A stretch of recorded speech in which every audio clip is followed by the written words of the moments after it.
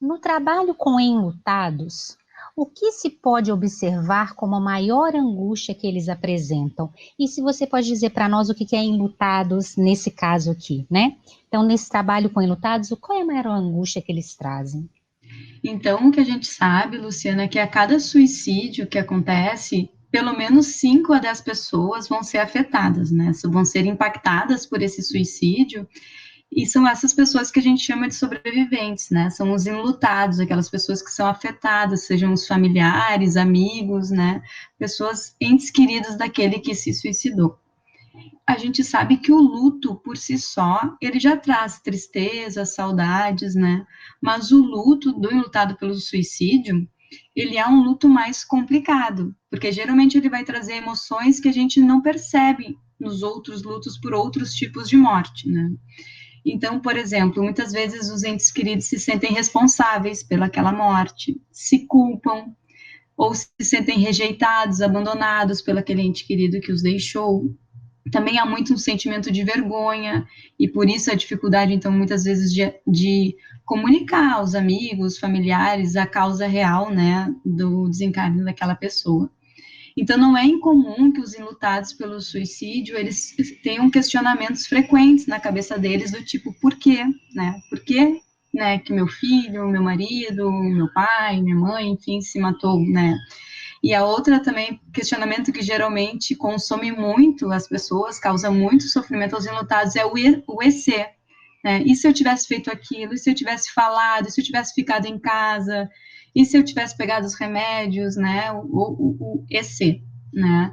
Então, além desses questionamentos, também a vergonha, o julgamento das pessoas, ainda a gente tem dificuldade de lidar, né, de acolher aquela pessoa que perdeu alguém para o suicídio, porque a gente mesmo julga, né, poxa, será que a mãe, que o pai, que o filho não poderia ter feito realmente algo, né, um mal entendimento nosso.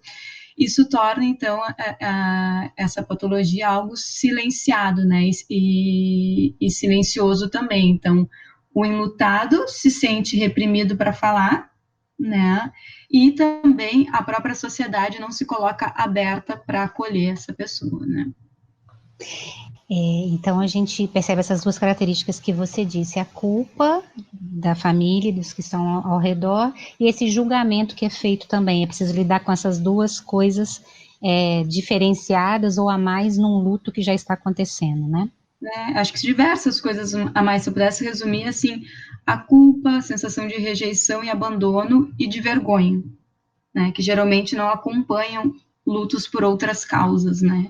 E você falou uma coisa que eu queria retomar, Mariana. Você disse assim, essa patologia.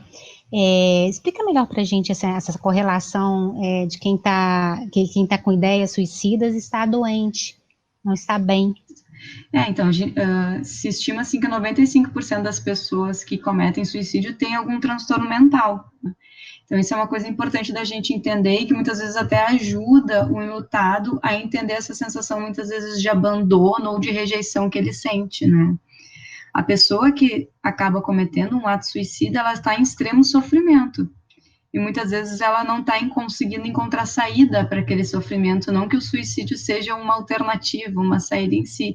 A pessoa realmente está com a gente sabe, por exemplo, que a depressão, né, que é a principal causa de suicídio, ela deixa a pessoa com a capacidade de pensar, com a capacidade cognitiva prejudicada, né? Então, realmente aquela pessoa que está naquele momento cometendo esse ato, ela está em sofrimento, um sofrimento que atrapalha a capacidade dela de pensar, né? Atrapalha a capacidade mental dela. Isso é importante da gente reforçar, né? Uma coisa que o Gerson estava dizendo antes, né? Essa ideia de ser, bobagem isso que a pessoa está dizendo, não, ela está doente, ela não está bem, ela está em sofrimento, né? Isso é importante da gente reforçar. Uma coisa que até a Vivian tinha conversado antes conosco, né? De deixar isso realmente marcado. E a gente tem uma segunda pergunta para a Mariana também. Qual a melhor maneira, então, de confortar esses corações enlutados, né? Porque quem nos ouve está passando por essa situação, se é um familiar, se é um amigo, ou se é a própria pessoa com ideação suicida, né? Onde que ela pode recorrer? Como é que a gente pode auxiliar? Então, acho que a primeira coisa é algo que a gente já falou, acho que até o Gerson falou, esse do não julgar, né? Então, a gente deve acolher essa pessoa, seja a pessoa que está com ideação suicida, seja a pessoa que perdeu alguém para o suicídio, a gente assim, de acolher de uma forma não julgadora, não, né, de não criticar aquilo. Né? Algo que é muito comum na nossa sociedade é a gente invalidar o que o outro está sentindo. E quando a gente invalida o que o outro está sentindo, a gente não alivia. A gente, ao contrário, a gente reforça aquilo que a pessoa está sentindo. Então, se chega alguém, por exemplo, com ideação suicida e está dizendo assim, eu estou com muito sofrimento porque quero me matar porque meu bichinho de estimação morreu. Dá um exemplo. Pode ser que para mim o bichinho de estimação não tenha um significado importante. Daqui a pouco eu invalide o sofrimento dessa pessoa e diga, mas era só um bichinho, é só pegar outro. Isso é a pior coisa que a gente possa fazer, né? Então, o melhor é a gente acolher, ouvir, tentar se conectar com aquele sofrimento e, na dúvida, se não souber o que dizer, é melhor não dizer nada. É melhor só abraçar aquela pessoa mesmo, né? A outra questão também que eu gosto de trazer para os enlutados, para os familiares, que muitas vezes se culpam, né, por um ente querido que se suicidou, é que aquele familiar entenda que o comportamento suicida, ele é um comportamento complexo. Nunca um ato isolado ele é responsável por um suicídio, né? Então, geralmente são pessoas que já trazem uma estrutura emocional ao longo do seu desenvolvimento alterada, que daí desenvolvem um transtorno mental, aí vão lidando com diversas frustrações, diversas dificuldades. Tem também uma predisposição biológica que a gente não pode esquecer, né? Há uma conexão disso também com questões sociais. Então, é um comportamento muito complexo. Então, a gente ficar buscando a causa ou o culpado não ajuda, porque não é um fator específico que faz alguém se suicidar. Também trazer de novo aquela ideia, né, de que isso não é uma escolha, a pessoa que se mata, ela não está escolhendo, ela está atrapalhada, ela está em sofrimento. Então, ela não está nos abandonando, ela não está escolhendo nos deixar, né? E, ao mesmo tempo, também muitas pessoas que se suicidam acham que estão fazendo até o melhor para aquele ente querido, acham que estão aliviando o sofrimento que elas causam àquele ente querido. Então, procurar eventos desencadeantes, se sentir culpado, isso não ajuda, né? Isso acho que é uma coisa importante. A outra questão, acho que é importante trazer para os enlutados, assim como para a pessoa que está, a gente estimula muito que a pessoa que está com pensamentos de morte procure ajuda e converse. Para os enlutados, a mesma coisa, né? A gente, por essa questão de ser algo silenciado, muitas vezes as pessoas se sentem tão envergonhadas de falar e os outros não acolhem, né? Então, que eles procurem familiares, amigos, que se converse sobre isso na família. Não é incomum a gente atender pacientes que não sabem, assim, eu tenho alguém que eu acho que se matou na minha família, mas ninguém fala sobre isso, né? E as pessoas trazem isso dentro de si, inclusive conversar com as crianças, toda a família tem que conversar sobre aquela perda, né? E muitas vezes a gente tem que buscar os amigos, porque às vezes os amigos também não sabem o que dizer e ficam constrangidos em buscar um enlutado para conversar, né? Então, para os amigos também saberem que eles não precisam falar nada, basta eles estarem do lado e acolherem aquela pessoa, isso já vai aliviar o sofrimento. E assim também como as pessoas que estão com ideação suicida, a gente também orienta que os enlutados busquem, se informem-se na região, há grupos, né, para os enlutados, onde eles possam, então, compartilhar o seu sofrimento, né, e tentar ressignificar esse sofrimento.